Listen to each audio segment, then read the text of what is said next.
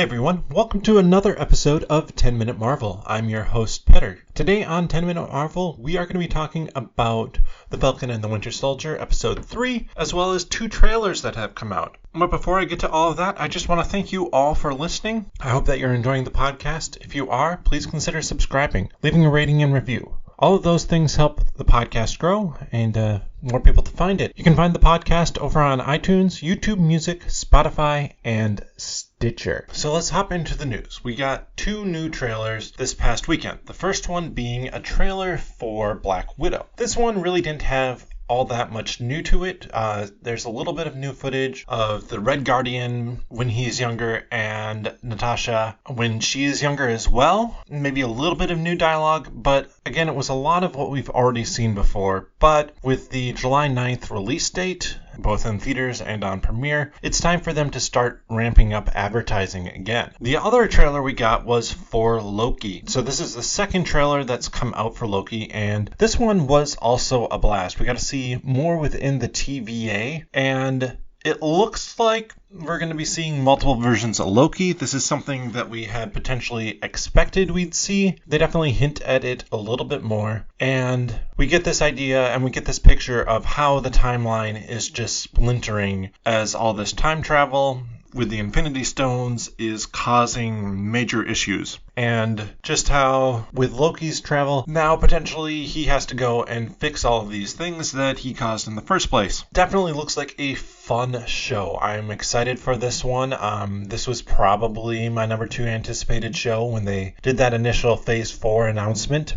Just because Loki is a fun character, and this is Loki before he became good, which is also a fun little twist on it. Owen Wilson's character also looks really entertaining. I love the dialogue that's going on between them, and yeah, this definitely does have a bit of the feel of the time agency from Umbrella Academy as well. That's something we haven't necessarily seen nearly as much of, versus this is focused on that piece instead of on this family or this other group. This is going to be a show that definitely has a lot of the TVA in it. Let's talk about now the episode 3 of The Falcon and the Winter Soldier. And of course, as always, spoilers are coming up. You've been warned.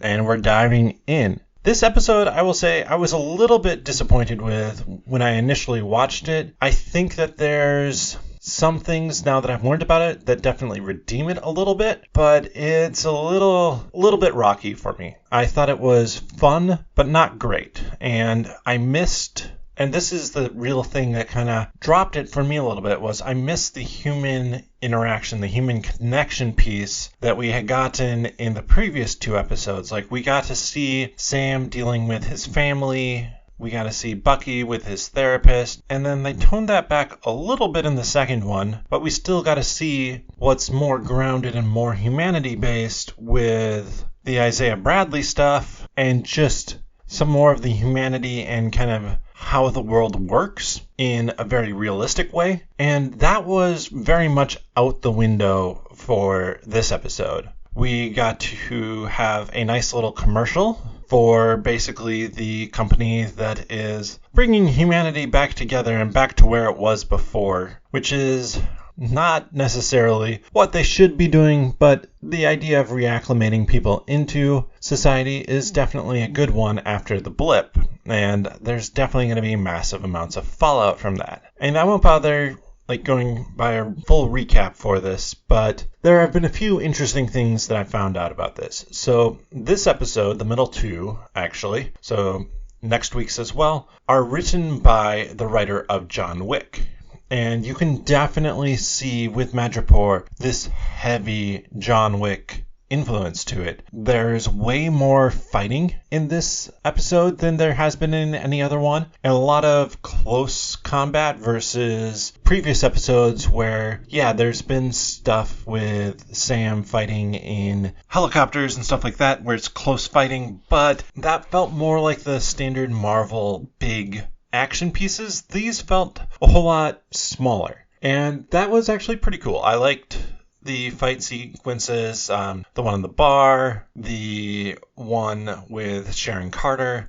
I thought that was really enjoyable. But there are a few things that just were kind of okay for me. well, like I said, it didn't have that personal touch that this was episode, or the 12th episode of all of the Marvel shows. And this is the one that had the least character development for the smaller characters who have been players in the Avengers but not the main focus. And that was kind of a shame. I wish there was more focus on them. But like I said, we did get a bunch of cool things. The breakout of Zemo was fine, but Zemo himself was good. Now, it definitely feels like they retconned it a little bit from how he described himself in the Civil War. Now he has a lot of money and he is Baron Zemo. He gets referred to as that. And we get to see Madripoor, which is generally an X-Men location, but had some references for the X-Men in it as well. Not necessarily teases of X-Men to come, but more just nods to the fact that this is an X-Men hangout, such as the Princess Bar, where Logan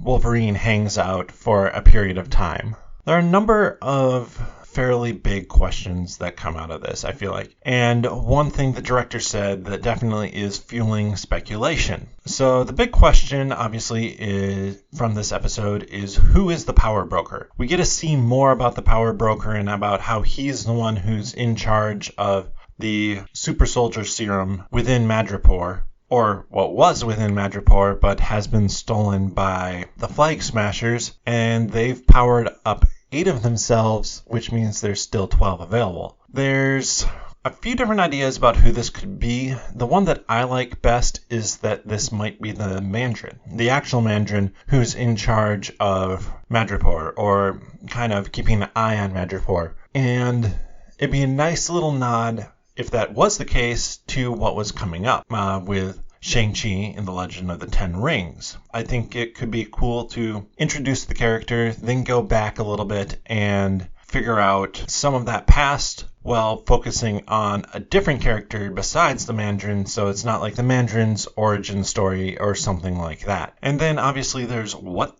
is Sharon Carter doing there? And I've even heard speculation of, like, is that Sharon Carter? Could that be a Skrull as her? And I tend to think that it is probably actually Sharon Carter. I am guessing that through the blip and the time before where she has been on the run and maybe had to end up in Madripoor really early on after the Civil War, that she has kind of been building a name for herself. And while she's very cynical, I could see it almost being a front, something that she is putting on to try and get back or change Madripoor and how it is. Definitely, she talks about there being 2 different problems at the end that she has to talk to somebody about. So it could be that she's in cahoots with the power broker. And there's some speculation that she is the power broker, but I don't think that she'd have done what she did and helped Bucky and Sam and Zemo if she was the power broker herself. Like I said, I like the theory that the power broker might be the Mandarin and just be somebody who is shown in like an end credit sequence, kind of like I was going on the Mephisto train towards the end there, where it was like, okay, maybe Mephisto will show up in an end credit sequence or a reference to him. I think it's more likely that there might be a reference to the Mandarin just because it sets up something that we already know is coming, even though that is in the past. And finally, like I said, there's one piece of information that the director talked about, and that was that there's going to be a cameo in episode 5 that, if I remember correctly, how the showrunner, I might have said director, showrunner, talked about it, was that this is a character that they want to see teamed up with Thor because of Thor's like world-crushing, changing god powers, but this is a much more grounded character. They also said that it was going to be emotional. Now, one speculation I heard was that maybe it was going to be Chadwick Boseman, who passed away, but The Falcon and the Winter Soldier was started filming in 2019, so it's possible it could be him, and we do get the hint of Wakanda, but I'm leaning more towards that it could be someone like Shuri, which would still be a fairly emotional thing to have her come to the screen playing T'Challa's sister and just kind of have that interaction, seeing more of Wakanda after Chadwick Boseman's passing, and I think her personality would be hilarious played against Thor. Just her always wanting to know how stuff works, and Thor being like, well, it just does. I'm an Asgardian. It just works that way. But who do you think might be that cameo? Obviously, we had some misdirects with WandaVision from Paul Bettany and Paris, who plays Monica Rambeau, about some cameos and stuff like that with the aerospace engineer and Paul Bettany working with Paul Bettany. But so far, the directors haven't really led us intentionally in a wrong direction. They'll omit information, but not make incorrect statements. And with how this was kind of clarified and how showrunner went back and talked about how it all worked and how the difference of characters is, I do think there's a real shot at this. So who would you want it to be? Let me know that in the comments over on nerdologists.com, or you can tweet them to me at @thescando or with hashtag 10minmarvel. And if you want to help support the podcast financially, you can do so over on patreon.com/nerdologists. All the money there goes to help make this podcast better, as well as the Malls and Meeples YouTube channel and the Nerdologist website. But with that, I'll see you next time.